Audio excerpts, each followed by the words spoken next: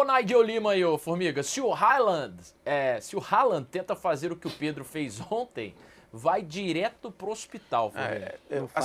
Acho que, tecnicamente falando, sim. O que não invalida o que cada um tem de boas valências. Porque, assim, se você pegasse o Shaquille O'Neal e tentasse arremessar de 3, ia ser tosco, assim. Tosco. Se bobear, o Otávio O arremessa de 3. Shaquille O'Neal tinha um dos piores aproveitamentos da história de lance livre, né? E o que não invalidou... O que tava ele na linha de lance livre era até... É o Shaq hack, né? Constrangedor. A galera fazia falta de propósito pra ele ter que bater lance livre. O que não invalidou o Shaquille O'Neal ser o melhor pivô da sua geração e em alguns momentos o melhor jogador da NBA, não sendo o mais técnico. Então, assim, tá tudo bem, velho. O esporte permite várias valências ali. Eu acho o Pedro com mais refino mesmo. Isso faz dele mais atacante? Não. Verdade. Não é, entre o Haaland e o Pedro, eu adoro o Pedro desde o Fluminense, pô. Aliás, o que cresce os haters do... Não tá tão bem, mas se for pra jogar um Altinha, eu vou querer jogar com o Pedro. E, de novo, gente, Altinha não ganha jogo. Nunca. Né? Vai jogar no Circo do Soleil. Mauro Betting acaba de cravar que Pedro é mais jogador do que Haaland. Exatamente, não é isso que eu falei. Exatamente, mas como brilhante apresentador do programa esportivo, a sua função é deturpar tudo que está sendo... Exatamente, é criar o caos, né? Isso. E na seleção, ele cabe, pessoal? Ó, maiores artilheiros do Flamengo na Libertadores. A gente viu ali os números. Claro que cabe. Vamos voltar só pra gente trazer os números? Vai voltar, ó. É o computador do show do milhão esse aqui, né? Tá no computador da Xuxa, ô diretor? Show do milhão. Agora sim, ó. 30 gols o Gabigol, o Pedro chegou ontem a 21, 19 gols o Bruno Henrique, Zico com 16 e o Everton Ribeiro hoje já no Bahia com 11 gols. São os maiores artilheiros do Flamengo na história da Libertadores e o Pedro indo em busca do Gabigol, né? O Pedro já seria o artilheiro histórico de muitos clubes na Libertadores. Verdade. Cara, essa geração geral, né? É incrível. Artilheiro geral entre os brasileiros. O Gabigol, ninguém tem mais gol que o Gabigol em Libertadores entre os brasileiros. Essa turma ressignificou a relação do Flamengo com o Libertadores. É impressionante, velho. Assim, existe um antes e depois, sem dúvida nenhuma. Assim, porque... E o Flamengo, eu posso estar enganado, mas eu acho que ontem chegou a 31 jogos seguidos marcando gols na Libertadores. É impressionante isso. Em qualquer torneio, ainda mais na Libertadores, né? E aí é uma marca que vai aumentando esses números para os seus artilheiros, né? Olha a briga do Pedro aí, ó. Será que é só com esses? Será que tem mais gente nesse bolo? Teoricamente pela posição ali do camisa 9. Tem o Gabriel Jesus, tem o Richarlison, tem o Hendrick, tem o João Pedro. É essa aí a briga do Pedro? Nessa briga ele tem vaga na seleção? Como é que vocês enxergam? Vitor Roque tá aí? Eu acho... Não tá. Desculpa. Eu acho que... Mas tá atrás hoje. O que conta muito pra favor do Pedro é que ele é o único com a característica dele, assim, de ser um centroavante alto, centroavante de referência, que fica dentro da área. Porque assim, se você pegar todos eles são todos meio similares, com suas diferenças, mas similares. O Richarlison, o Jesus, o Hendrick, todos saem mais da área, são mais de aproveitar o espaço e filtrar. O Pedro é uma referência. Eu acho... Mas o que mais retém bola e desafogo é ele. Então, eu ia falar isso. Pra mim, o melhor pivô é o Pedro. Então, assim, tem treinador que nem gosta, né? Não quer usar e tal. Eu sempre acho importante ter essa valência ali no seu elenco. Assim, um jogo que tá mais... Se o time não tá jogando bem, você tem um cara pra parar lá na frente. precisa desse atributo numa partida, né, cara? Então, assim, eu acho que o Pedro tem espaço ali, cara. Assim, se você pegar individualmente, o Pedro é melhor que o Jesus? Acho que não. Sabe Pedro quem poderia estar aí, ó? Rodrigo é. Muniz. É um que poderia estar entrando nessa briga. Você viu muito bem o Rodrigo Muniz, eu gosto muito. Se não tá o Vitor Roque, não pode estar o Rodrigo. Tem Arthur Cabral, Marcos Leonardo. Qual que é o problema do Muniz? Tu não sabe, não? Não. É meio triste até falar. O vício, tu não sabe? Ele é viciado? Viciado em fazer gol. Não consegue parar. É viciado. Vício. Fica se tremendo. Ele é addicted. Ele joga domingo, aí passa segunda, terça, assim... Ele tem mal. Tem o Lohan, aí quarta ele faz... Não, pode criar problema no grupo. Ele é o Mr. Catra do jornalismo esportivo. Ter de filho é um negócio impressionante. Não, o Muniz é meu. Não, agora, e uma coisa que é interessante, que já serviu, né, uma crítica, uma constatação para o Pedro na última Copa e deve servir para a próxima. Com 26 convocáveis, esse terceiro atacante centroavante, que é o cara, é o Füllkrug, é a função Füllkrug do futebol. Pô, a gente sabe que você tem suas limitações, mas você vai lá e faz. Eu acho importante, cara. E é importante. Tanto é que em 18, o William José foi muito cogitado pelo Tite, porque era essa função. E na história do futebol, independente se agora, em outros momentos da história, você, bem mal comparando, o Dadá maravilha na Copa de 70. É o cara que o jogo tá difícil, cara, os 10 minutos, ou se avança um zagueiro, como o Santos fez o Carille com o Gil, domingo no Allianz Parque, como o Mourinho fez aquele às vezes, e não é crime. Aliás, outra das coisas, os mesmos criadores do dor de cabeça positiva, do time imbatível, dizem, olha lá, a falta de critério do treinador que tá botando um ataque. Porra, se o zagueiro faz um monte de gol, o cara é alto no final do jogo, não é desespeiro, é uma estratégia de jogo. Acho que pode botar o zagueiro no ataque, claro, se eu não me engano foi...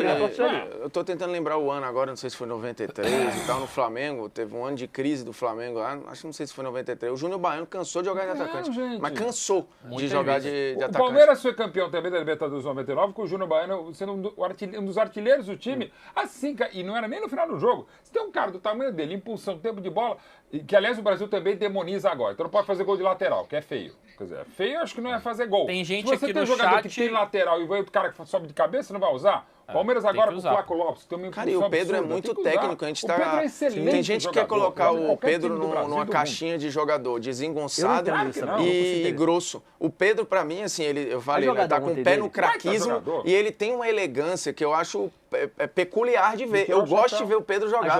Eu acho o Pedro zero, a galera compara Pedro com... Tô falando do desengonçado, né? Pedro com Thomas Miller. Cara, não tem nada a ver. O Pedro faz coisas com refino que, assim, atacante desse tamanho e tudo, só ele faz, pô.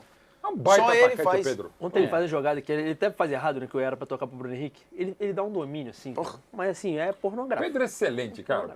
Ele encontra soluções pra tudo. Tirando que essa profundidade que ele dá a segurar pra esperar a chegada dos outros. Desses aí, ele é o único que tem essa característica.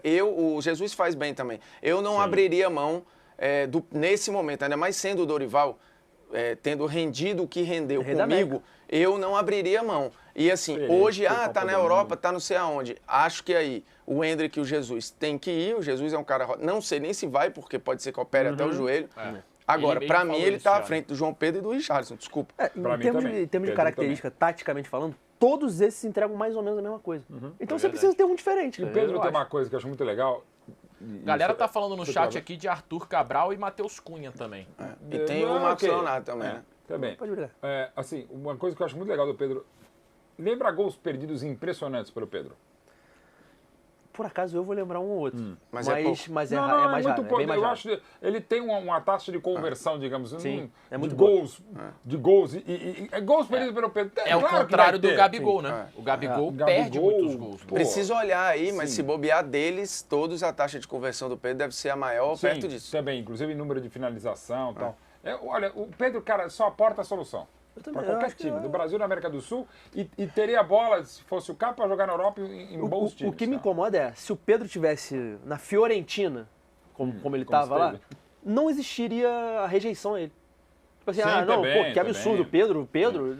E ele só não jogou na Fiorentina também por causa do Vlahovic, né? Exato. Quando ele chegou, tava o Vlahovic jogando pra cacete. Ele fica 4 meses. 4 meses. E veio uma proposta do time do coração com baita dinheiro, com um momento espetacular do Flamengo. Então me incomoda essa análise meio preguiçosa da onde o cara mora. Ele mora na Europa, mas ele joga onde? Ele joga ali no Granada, tá bom. Então pode. Mas tem uns movimentos ao contrário também, né? Mas não pode convocar o jogador do Girona. Tem um movimento contrário. O movimento contrário que o Hulk passou por isso é assim, a distância, você não tá vendo o cara, e aí ele é chamado justamente, porque ele tava jogando muito, ou no Zenit, ou no Porto, ou seja lá onde for, a galera, mas não pode, do Zenit, não pode, não sei o quê. Vem pro Brasil, apresenta tudo que já apresentou pro mundo durante anos, até mais, né? Porque ele passou a fazer um novo papel e aí começa uma corrente gigantesca para que ele seja convocado. Verdade, né? Se o movimento do Pedro fosse o contrário, também ele tivesse feito o que já fez no Zenit e chegasse no Brasil agora fazendo o que está fazendo no Flamengo, eu não tenho nem dúvida que existia uma comoção para convocação. Só que meio que ele aflora aqui, ele nasce aqui, e aí a gente tem umas questões... óbvio que a Europa é o sarrafo definidor em vários momentos e tudo. Mas existem contextos, né? Mas existe contexto. Alguém acha que o Arrascaeta é fraco? Não, pelo amor de não. Deus. Então, assim, mas não jogou na Europa. Então, é um dos maiores jogadores estrangeiros da história do Brasil. O Cebolinha, que hoje é um dos principais jogadores do Flamengo.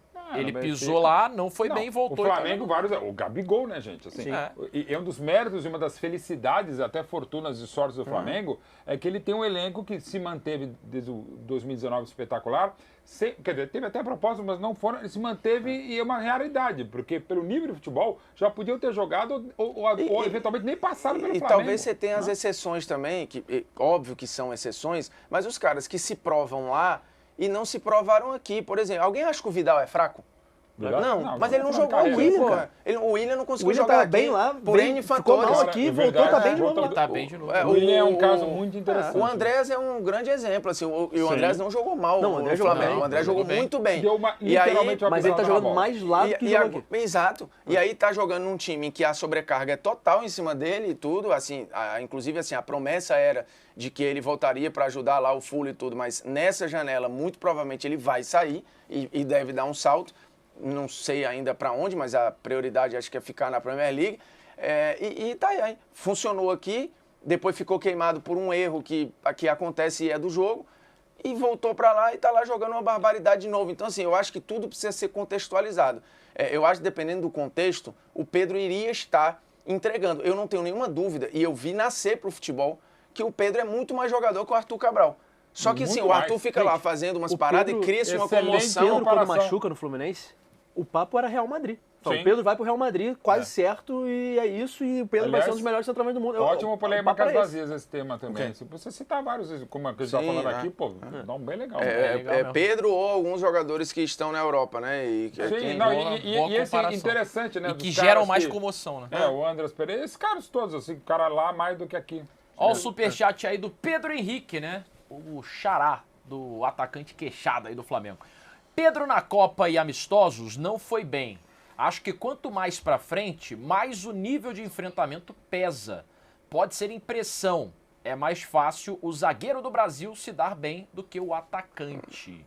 Acho que fala que o Pedro fez uma Copa ruim, eu acho que muito pouca participação, assim. E os amistosos antes da Copa, que ele cravou a convocação, ele meteu o gol, pô. Foi bem. Foi bem. E essa parada tem, de novo, assim, se você quiser para defender a tese, você vai ter exemplo para qualquer coisa. Porque, assim, alguém duvida da aprovação do Marcelo no Real Madrid, chegou na seleção, ele nunca foi um jogador de nível igual. O Vinícius Júnior, eu acho até que ele fez uma boa Copa, mas se cobra que o Vinícius seja na seleção, algo parecido, o Ronaldinho nunca foi na seleção o que ele era no Barcelona, apesar de ter sido campeão do mundo, e ainda nem jogava no Barcelona. O Ronaldinho, ele de fato, ele era uma parada no clube e outra parada na seleção. Então, assim, você vai escolher para onde você quer olhar para tentar justificar o seu argumento. O Robinho jogava mais na seleção. O Agüero é loucura. O Robinho jogava mais na seleção do que no clube, né? Agora, como o Marcelo o Dunga jogou mais na seleção do que em clube. O Tafarel jogou mais em seleção do que no clube. Tem vários casos. Né? O Tafarel estava na Reggiana, às vezes nem titular. Mas como o caso do Marcelo, eu nunca vi. Porque o Marcelo é um craque absoluto em qualquer clube, em qualquer momento. E na seleção, não é que não jogava tudo que sabe. Ele às vezes jogava mal. Ele não foi pra Copa de 2010, cara. Foi o Michel Bastos titular da Copa de 2010. Continue mandando seu superchat aí, participando da discussão com a gente.